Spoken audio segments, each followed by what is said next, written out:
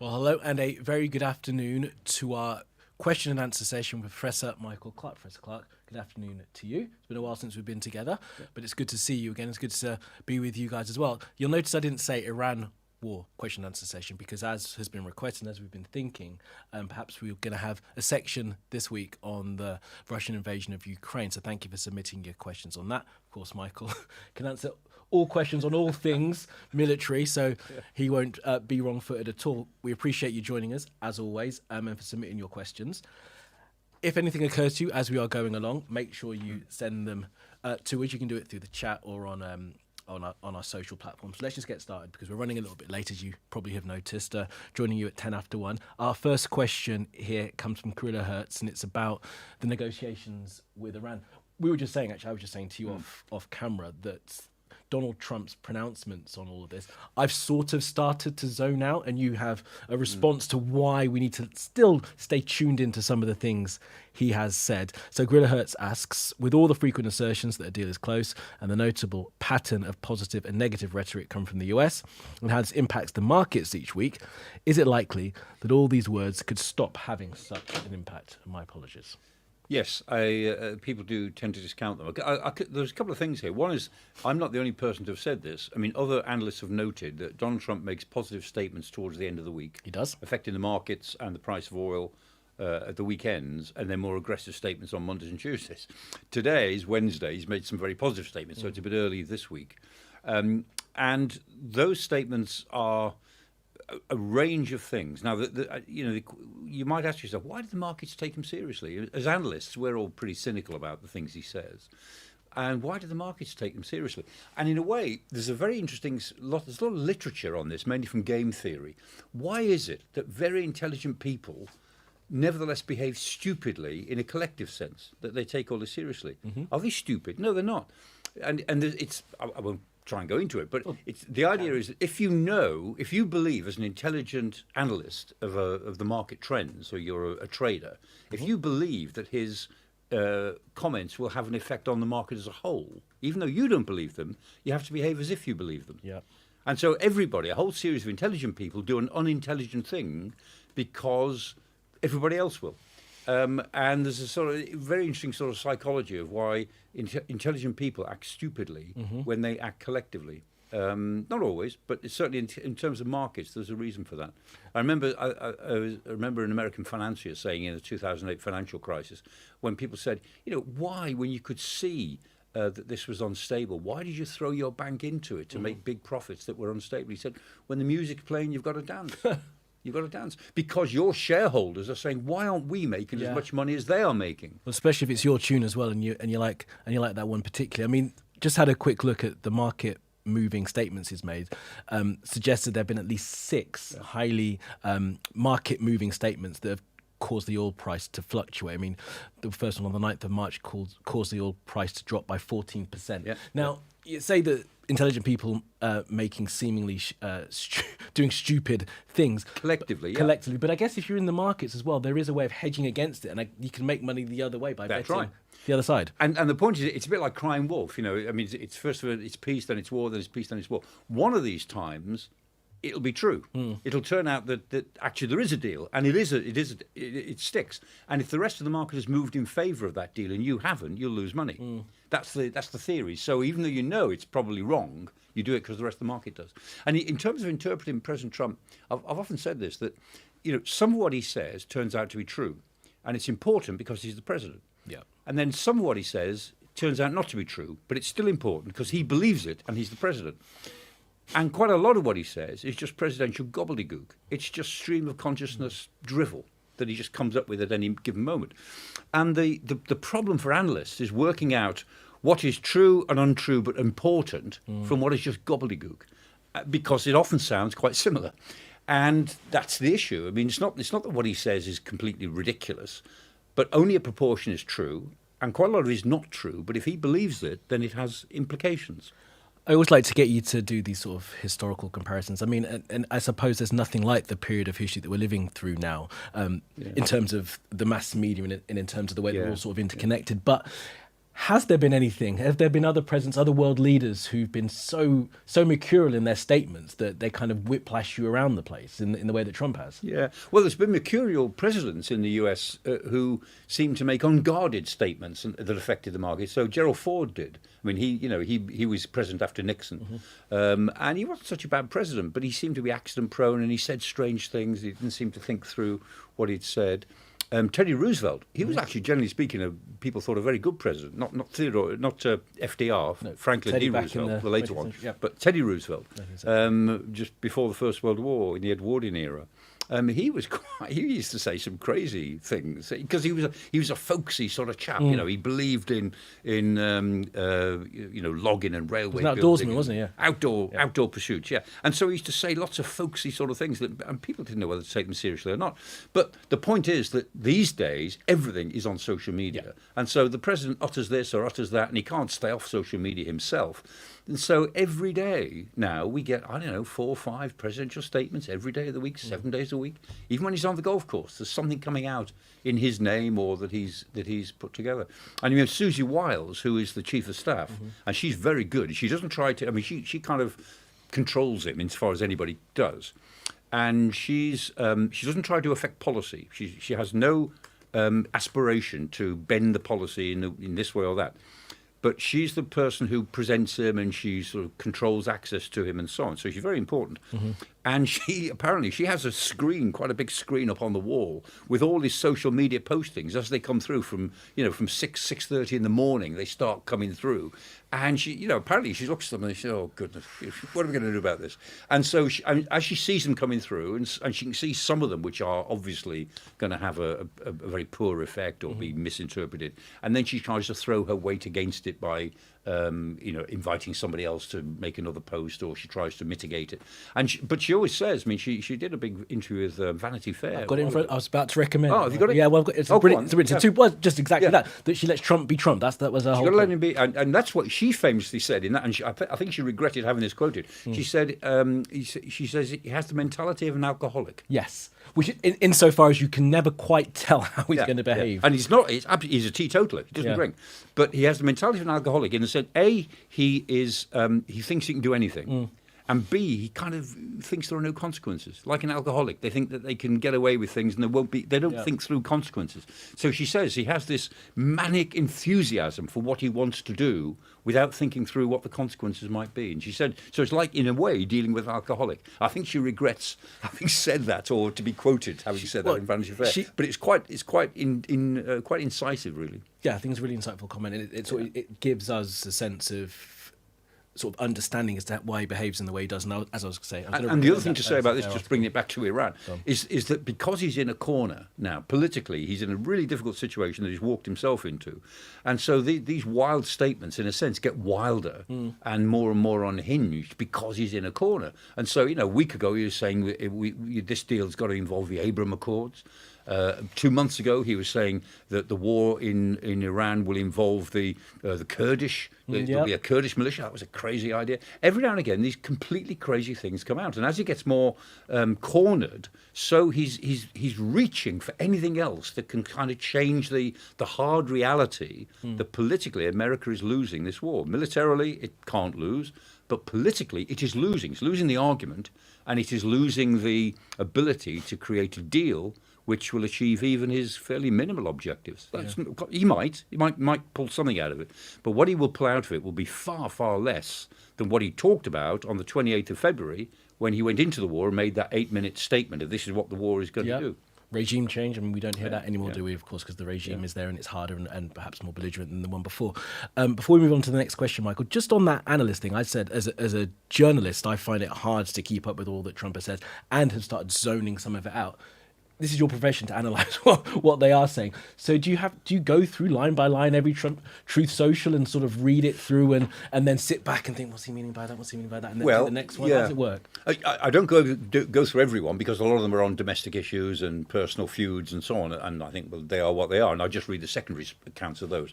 But anything on Truth Social which is concerned with military, the Pentagon, national security in America, or the wars of Ukraine or Iran, I read them all. And you've got to.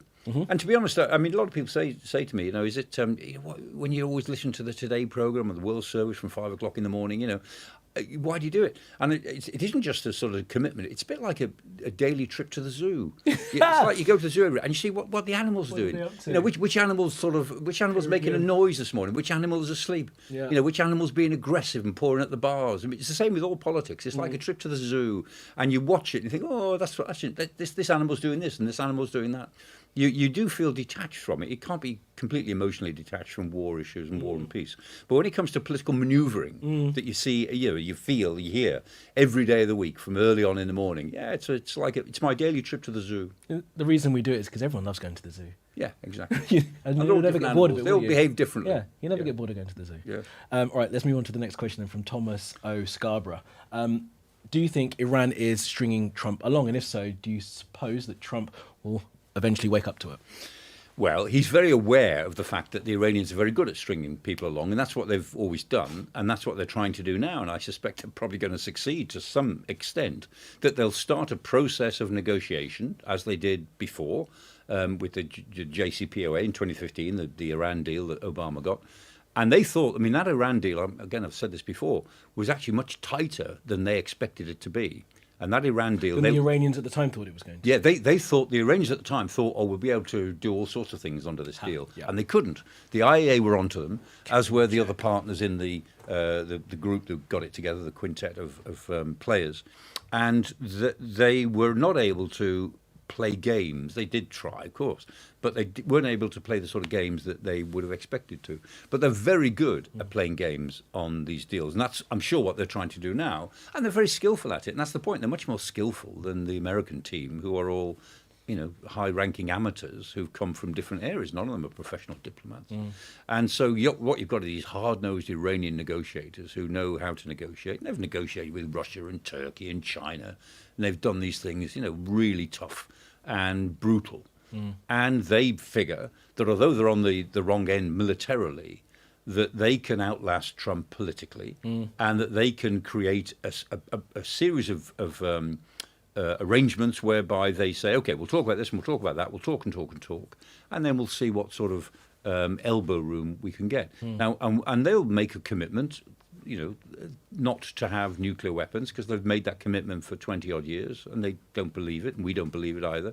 Well, some believe it, Michael. it again. Some believe it. He did. There was a fatwa in place. I know that you and I have disagreed about this before, but he did have a fatwa that said that they were never going to seek a nuclear bomb. I know that analysts don't think that was ever true. The fatwa was apparently emerged in the 1980s, but nobody's quite sure when. But then it was repeated or revealed and made official in 1992, I think it was. And so, yes, the Iranians have a fatwa against them ever having a nuclear weapon. So, as I say, have another fatwa. Why not? Help yourself. Indulge yourself. Have a couple. Nobody will believe it.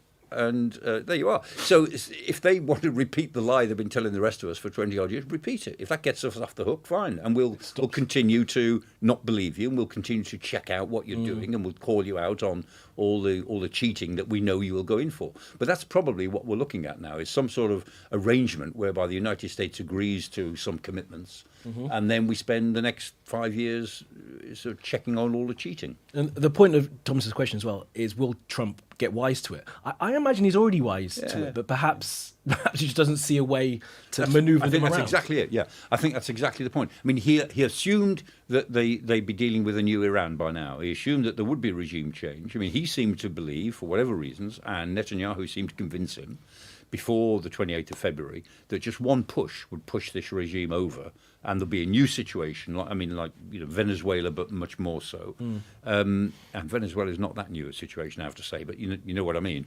That they'd be dealing with a different sort of Iran, and that therefore anything was possible. And so they're dealing with the old Iran, but even tougher. Yeah. And so the range of what is now possible is much more limited. And of course, Trump knows that this will be a prolonged negotiation. He just has to get out of it enough that he can present as a victory. And as I keep saying, it'll be plus or minus the 2015 deal. What comes out of it will either look a bit better than, or a bit worse than the 2015 deal, or even just exactly like the 2015 deal. And he'll have to sell that to his own Republicans, that somehow this war was worth it. which is going to be probably a tricky sell. And of course, we've got the midterms coming up, and I was just furiously typing away there just to get the exact line from Pete Hegseth earlier this week, where he said any deal would be a good deal, which is such a step back rhetorically. Well, that goes back to the deal with the Taliban. I mean, President Trump actually undermined the whole of the operation by doing a deal with the Taliban, by going to the deal and then giving them everything that they wanted before he started. I mean, I don't, why this is called the art of why his book is called The Art of the Deal. I'll never know. Somebody said it's actually a very good book. You ought to read it sometime.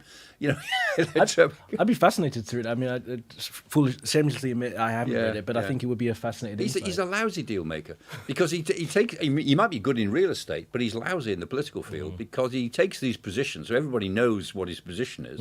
And he went to the first meeting or the Americans had with the Taliban, the first set of meetings, and it was clear that he said we're pulling out. So so you give your main position away and then you talk about the details, and the Taliban agreed to anything on the assumption that that's fine, it'll all change, they're patient enough.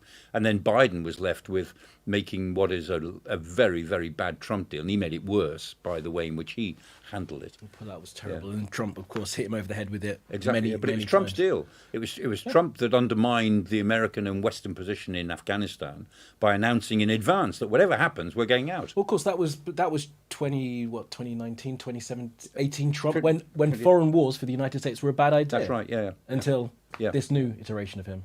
Yeah. Anyway, let's move on. Because we've heard more, of course, from Trump this week. We've got the extraordinary reporting of a conversation he had with Benjamin Netanyahu, apparently. The Israeli part of this is fascinating. I remember when the ceasefire came into force between Israel and Hezbollah, we talked, and both remarked, of course, that the ceasefire needs to be with Hezbollah, not with Lebanon, and which the deal was. And I asked you whether or not you thought the Iranians would come in and support Hezbollah to try and kind of blow up any ceasefire agreement. I mean, I don't know if the Iranians are going to be willing to do that at this point. Let's do Ken's question here, because he asks if Trump thinks that the Israeli Prime Minister is actually crazy. That's reported to be what he said, or their actions are crazy, and will that translate into a US change in policy in the way it supports Israel? It's a good question. I think the end of the question is the relevant bit. Is the US policy to support Israel likely to change? I mean, remember, this administration gives Israel more support than any other previous administration that I can think of, in terms of it's been very permissive. It said basically to the Israelis, look, do what you need to do, whatever you need to do, and if it results in a greater Israel at the end of it, then that's fine too. And there we are. I mean, the Israelis now have said that they're going past in Gaza. They're going past even the first ceasefire line, and Netanyahu's saying, well, instead of 50%, we're going to take 70% of Gaza. And people are saying, well, take the whole of Gaza. And he said, we'll take 70% to start with. That was his comment. And there's nothing from the White House to condemn that. The fact that they are actually now pushing forward back on what was supposedly the peace deal of January in Gaza, and there they are in Lebanon, moving forward, trying to get once and for all to try to really hurt Hezbollah or destroy them. And again, the Americans are quite supportive of that, and you can understand why they might be supportive. But in the case of Lebanon, it really is a potential spoiler to the bigger deal between Iran and the United States. So Netanyahu has always felt, I think, that he can just push these ceasefire arrangements and he can breach them, little and often, and just keep pushing forward because he's under real pressure. And even in the last 24 hours, when it is clear that he said we will attack Beirut again, Trump got on the phone to him in this foul-mouthed rage and said, "You must not do that. Don't do that. You're effing crazy," and so on. And so Netanyahu backed off. In the last 24 hours, both left and right, or ultra and less ultra elements in Israel have criticized him for not being his own boss, for giving in to the American president on something that a lot of people think is fundamental, that they must push back Hezbollah, given that Hezbollah are launching rockets, not many, but some, into northern Israel. So the situation, I think, is that Trump eventually, when there is a real deal between Washington and Tehran, Trump will lean on Netanyahu to say you must stop in Lebanon, wherever the Israelis then are in Lebanon, and they'll be further forward than they are now. And Netanyahu will have to accept that, and he will stop, and there will be a ceasefire, I think, but it will break down. Within 2, 3, or 4 weeks, it'll break down, and who knows who will break it. Will they? Will they People stay? Will they occupy? Will they withdraw? As they withdrew in Well, it looks as if they're going to do what they did between 1982 and 2000, which is occupy south of the Litani River. But they're moving north from that now. I mean, they're moving at least 10 kilometres north.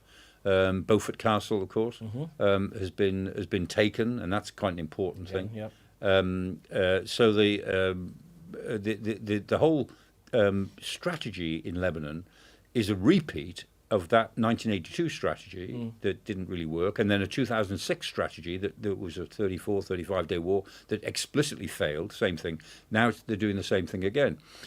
But Netanyahu is under intense political pressure. He's got an election coming up in October that he's probably going to lose, and he's got both wings of all of the sort of opinion pressing him to, as it were, end the war with a victory, and he can't secure a victory. So in Gaza, this just grumbles on as he undermines what the peace deal, whatever that was. He's still facing an Iran that's hostile. He's still facing the militias in Iraq. He's still facing Hezbollah. So that's the difficulty. So in answer to the question, Lebanon is a potential spoiler to the whole thing, and Trump is going to have to put a lot of pressure on Netanyahu to make him stop. He will do, I'm sure, but it won't stop it won't bring the war to an end. And is it likely the Iranians will continue to fight if Hezbollah? Because the Iranians want to use the Iranians are using Hezbollah as a bargaining chip anyway. I mean, Hezbollah do what they're told by the Iranians. There's no question about that.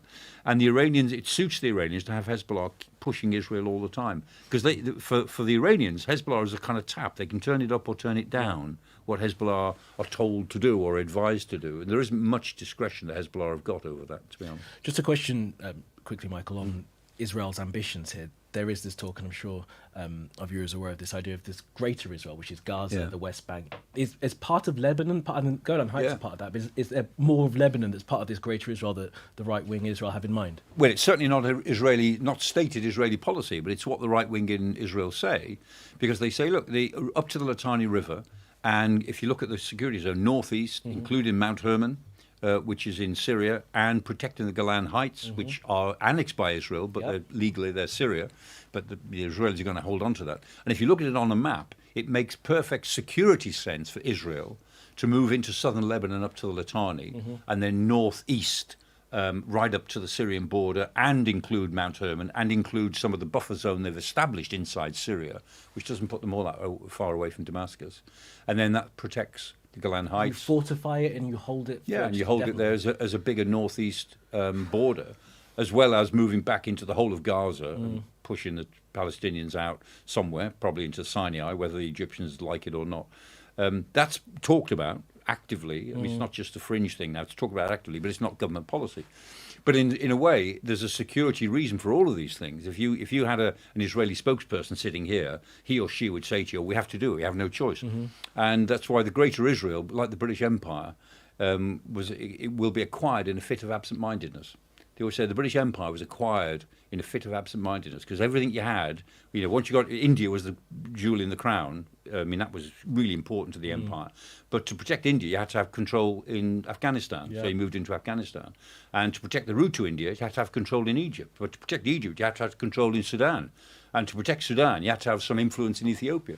And so the whole of the British Empire, it is said, was acquired in a fit of absent-mindedness. And there's a sort of it's a sort of way of talking about the security rationale.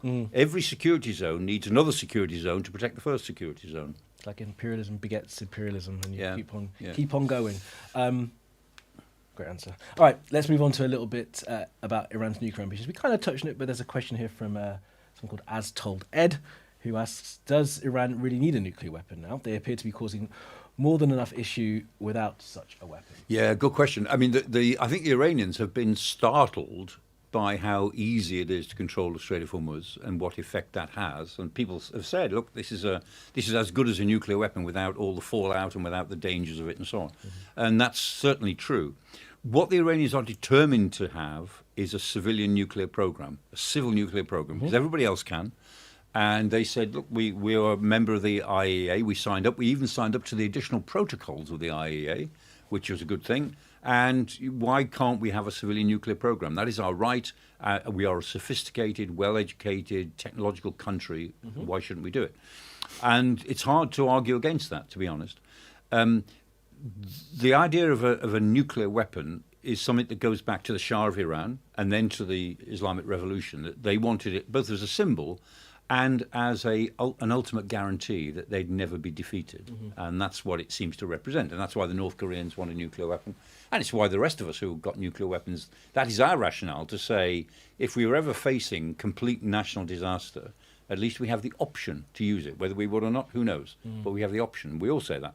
And so the Iranians have that same rationale. But I have to say, and if you're looking at what you can use in world politics, then a civilian nuclear program for the prestige of it and the spin-offs that you get from that is worth having if you can afford it.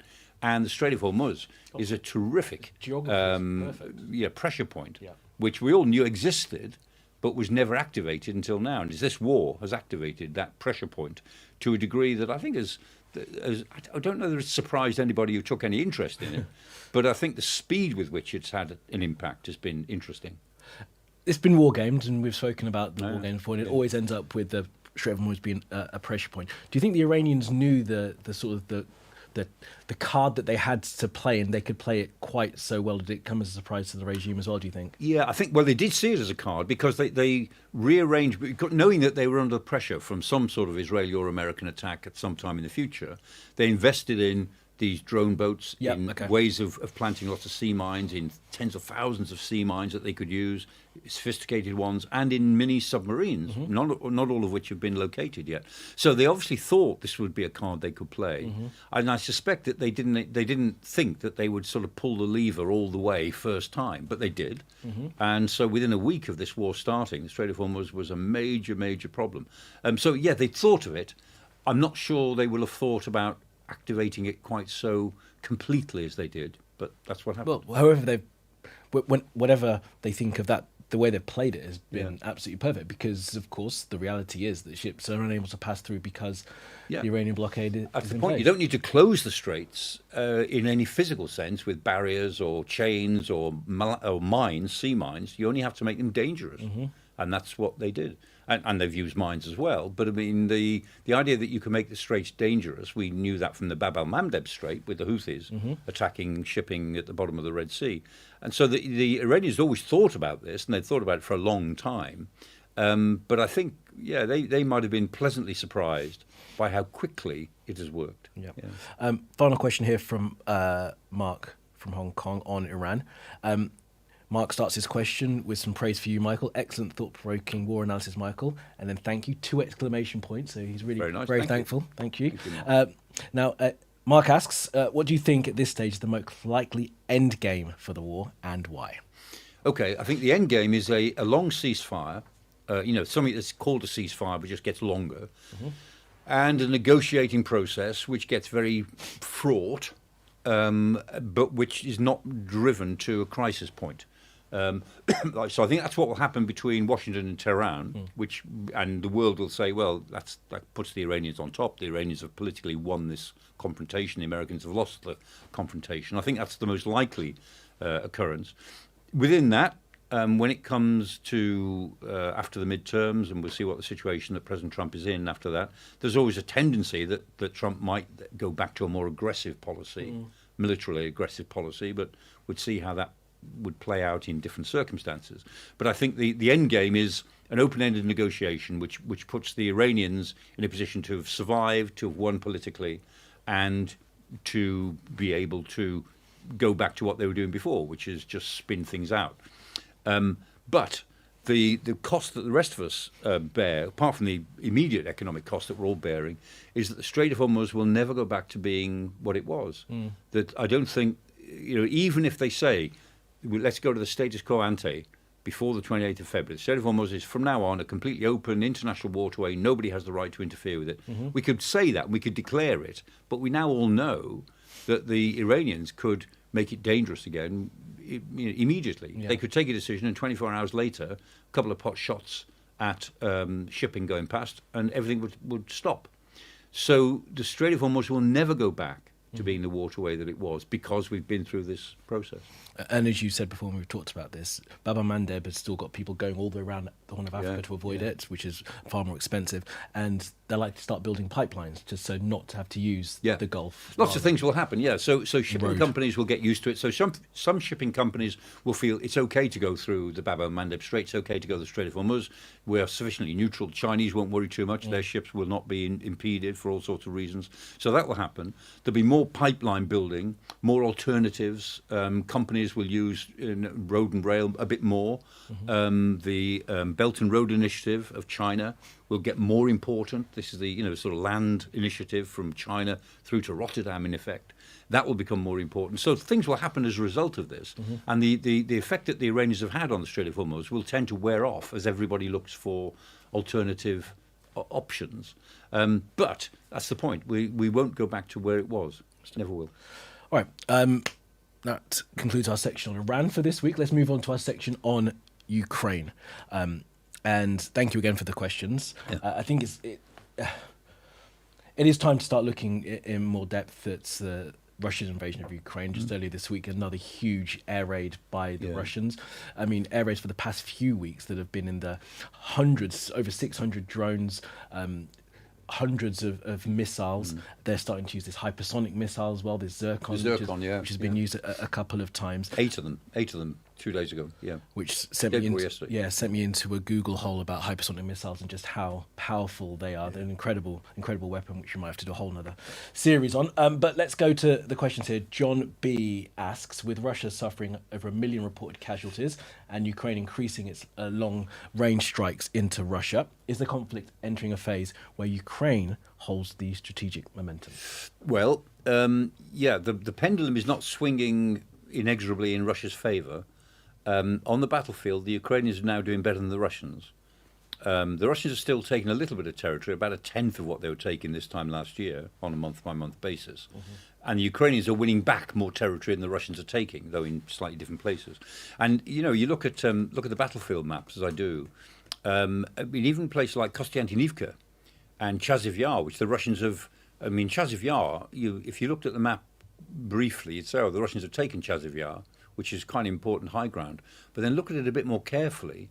The Ukrainians have infiltrated around behind them, not in great numbers, but enough to actually make their lives difficult. And the same with the areas around Kostiantynivka, where the Ukrainians have lost a fair bit of territory. They haven't lost the centre of the place yet. But they've been able to infiltrate around behind the Russians because the Russians have overextended themselves in some of these places. So the battlefield itself is moving slightly in Ukraine's direction. And what's interesting to me is that the Rasputitsa is over, the wet season. That's finished. Yep. We're in May and June when the ground is dry. This is when the attacker should have the advantage. This is when you expect the Russians to make some ground, and they haven't. They've made almost no ground in May, and we'll see how they get on for the rest of June. So on the battlefield, they're not doing very well. The Kremlin has switched now to this more area bombing policy. I mean, literally a sort of terroristic policy. Yeah. And yesterday, the day before yesterday now, it was 656 drones, 656 drones, and 73 missiles. And the Ukrainians, as ever, they did very well against the drones. They brought down about 90% of them, but they only brought down just over 50% of the missiles. And that's the problem. And the Zircon missile you mentioned, the hypersonics, there's nothing you can do. 8 of them were fired, 8 of them got through. About half of the Iskander missiles, their ballistic missiles, they got through as well. And so the Ukrainians know that they can deal with drones, they can deal with some of the ballistic missiles, but they're almost out of ammunition now for Patriot batteries. They've got some, and they can't. They're trying to get more, but it's very difficult. And they've got other batteries that sometimes can bring down ballistic missiles, but not many. And so if the Russians are able to keep on conducting these mass attacks against Ukrainian cities during this year, they will certainly do a fair bit of damage, and then the winter starts. So that's not good for Ukraine, but they're developing their own defence systems very well, in fact. And Firepoint, FP, the Flamingo, we talked about the FP5. Well, there's an FP7 now, which is a ballistic missile, a medium-range ballistic missile, which doesn't exist yet. It's tested. And they think that they can adjust that into their own version of Patriot, maybe by next year. and it would be part of a network defence. It's good stuff. As I often say, I mean, if we were trying to do that, we'd take 8 to 10 years about it, and the Ukrainians And still not do it. will do it. Yes, still argue about it. And the Ukrainians look as if they might have this up and running as a system by, maybe this time next year. So if they can, if they choose to keep on going, if they can hang on against air attacks, they're doing much better on the ground.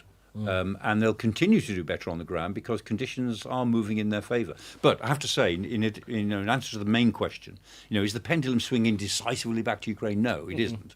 But it's not swinging inexorably towards Russia anymore. But it never really swung towards Ukraine. Ukraine were invaded. Yeah. They held on. There were times when we were talking about sort of the inexorable march of the Russian armies. They were going to grind their way through. That clearly is not happening. They're not grinding their way through the Ukrainian lines. The Ukrainians are holding their ground and are still in the fight and are able to strike back when and where they can, and are hitting Russian energy infrastructure, which is causing lots of damage. It's affecting the Russian economy. And I'm wondering if it's starting to put Putin in a position. The next question from John talks about Putin, and I want the mindset of the man as we're seeing, sort of.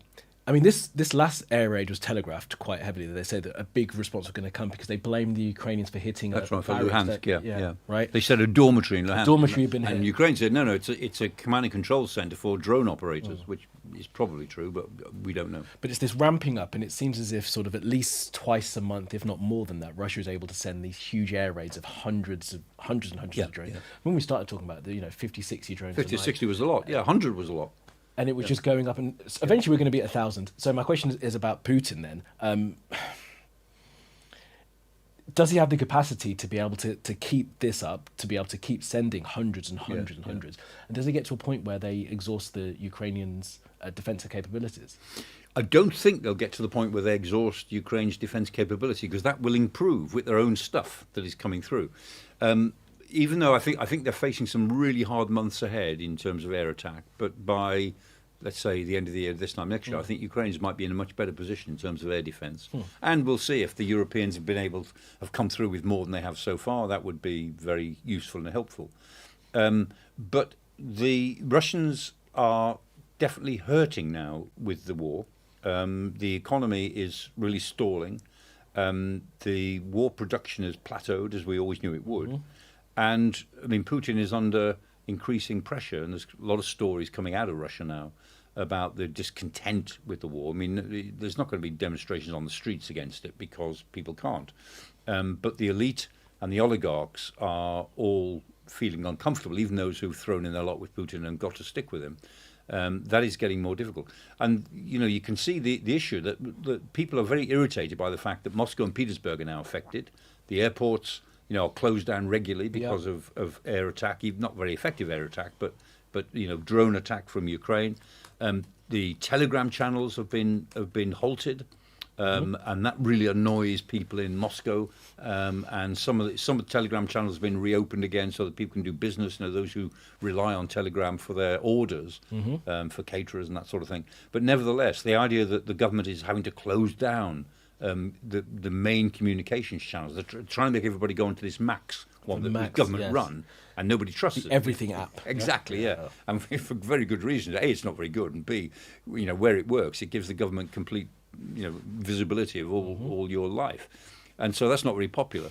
And all of that is creating discontent. So I'd say in the last year to 18 months, the war has come home to Moscow and Petersburg. Before that, people felt insulated from it, but the war has come home now, and the Russian economy is not going to collapse because it's a big economy, but it is stuttering, clearly stuttering. And there's obviously that Putin's Davos, as people describe it as, there's a forum currently in Petersburg, and there's been an attack as well. There's been explosions there. Of course, the very symbolic. Again, the Ukrainians are showing everybody who's going to the meeting in Petersburg that the oil terminal in Petersburg has been targeted. So following on from that, and John's question is about the question that I asked you in the first couple of days of this war, Michael, about nuclear weapons. And now Putin, back against the wall, looking increasingly desperate. Could he consider using nuclear weapons? Yeah, the Americans always worry about this. Trump, in a way to his credit, always worries about this. He thinks that Putin is much closer to using a nuclear weapon than most other people think. And so he's quite nervous about that. It's one of the reasons that he fears him. I'm very sceptical about that. We talked about this many times. I don't think that nuclear use in Ukraine would make any big military difference unless several nuclear weapons were used.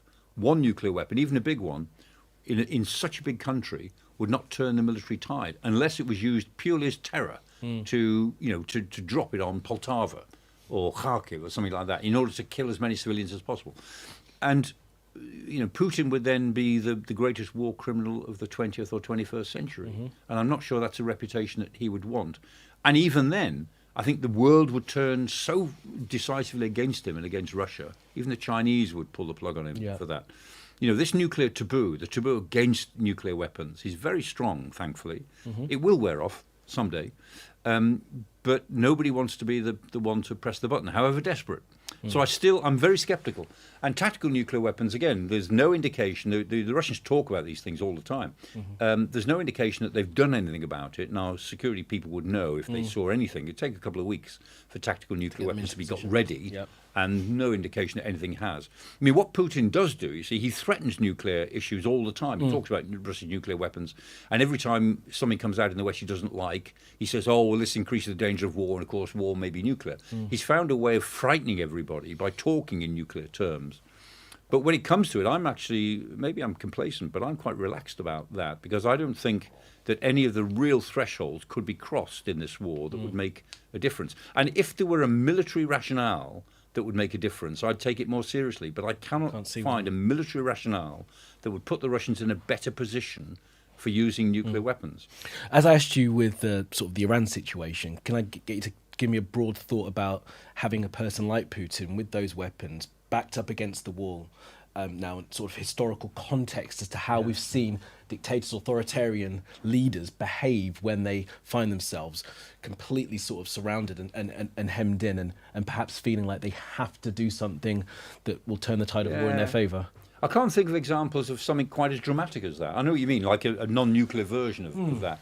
I can't think of those sort of examples, mainly because dictators, when they're hemmed in like that, don't quite realise it. Because they're surrounded by people who tell them what they want to hear. And then when the collapse comes, it's instant. Right, suddenly, the Imperial Guard has gone. There's nobody around in the palace anymore. And suddenly there's nobody on the end of the phone.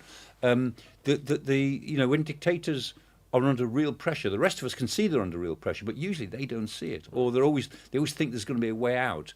So the backs to the wall thing is something that may objectively be true, but most dictators, when they get to that position, still think there's something else they can do. That's my sense of it. It's sort of the hubristic way that they they always have self-belief. These people, they can find their way out. Immense self-belief, and usually when they go, they go with one push.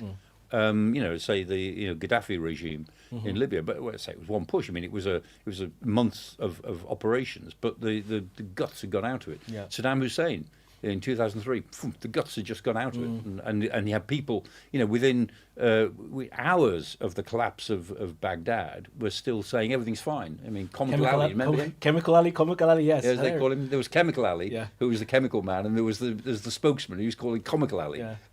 Very good memes of him. Exactly. Baghdad with the fire behind him saying everything's great. There is an absurdity about collapse in the case of dictators. At the point in which they collapse, there is a farcical absurdity about it, which never seems to occur to them. Final question here from Caleb, who, again, we're keeping you in Putin's mind, Michael. I'm sorry about this. But if you were in Putin's shoes and you wanted to stay in power, how would you exit this war and what would you negotiate for? Oh, gosh. Yeah, I'd exit the war by settling on where they are now. So you try and keep the parts of the Donbass, the 20% of Ukraine that you're taking. They've got, I mean, I'd agree to a peace deal on the basis of of what they've got. I would argue that this is the argument that this is making Russia safer, that we're protecting the Russian minorities, that we've now got an area of new Russia, Novorossiya, as they call it. You wouldn't call it Ukraine, in which Russians can now feel safer and more Russians can come in. It's it's Mediterranean climate. Come in. It's a bit like more of the Crimea. So I'd play all that up, but go for a ceasefire in place. And I think that's his only way out of it, really. And then he's got to rebuild the domestic economy, which, as I say, is stuttering. And he gives no attention to the domestic economy. His whole attention seems to be on the war at the moment. So I mean, if I was in his position and I was worrying about whether I'm going to survive assassination, either political or real, in the next 3 or 4 years, then that's what I'd be inclined to do if it was me. But he won't. No, I was going to. Well, that'll be my next question. That means it's not in his. He won't do that because he's not rational in that respect. No. And he's never. Whenever he's faced with challenges, he takes the risky option. That's how he's become successful. Not just as prime minister in 1999, but before that. I mean, once he moved on from being the KGB chief in Dresden, pretty small town stuff. Everything he did in Petersburg, with the mayor of Petersburg, with the criminal groups. Every time there was a danger, he took the risky option and he won. It was why, that's why dictators trust their own judgment. Hitler was the same. They look back on their earlier life and they think, I was right. I was right to be bold. I was right to be, history rewards the brave. And so they make more and more risky decisions. And law of averages, they can't all work. Yeah, they don't know the consequences. Okay, so the final question then is, so how does it end? We haven't spoken about it for quite a long time, so I don't know where your thinking is about. Ukraine? Yes. How does the Russian? I think Ukraine ends in a negotiated, unsatisfactory ceasefire this year, next year, which is relatively unstable. And then the question is, can Europe do something to really stabilise that through NATO, the EU, and other arrangements that might be made? That's kind of a big set of questions. If not, then this second Russia-Ukrainian war will become a third war within, say, 5 or 6 years after that. But I think we might be heading towards a negotiated ceasefire. It's a sort of career scenario, ceasefire but never a peace deal as such, with some sort of split that is not a very stable split. We might be heading for that later this year or next year, maybe. Professor Clarke, thank you as always. It's great to see you again. Yeah. I hope you're well, and thank you all for being with us. We're going to do another one of these again next week, should diaries align, and give us some feedback if you want us to do sort of half on the war in Iran and half on Russia's invasion of Ukraine. We always appreciate hearing from you. Thanks for your time. Thanks for being with us, and we'll see you again very soon.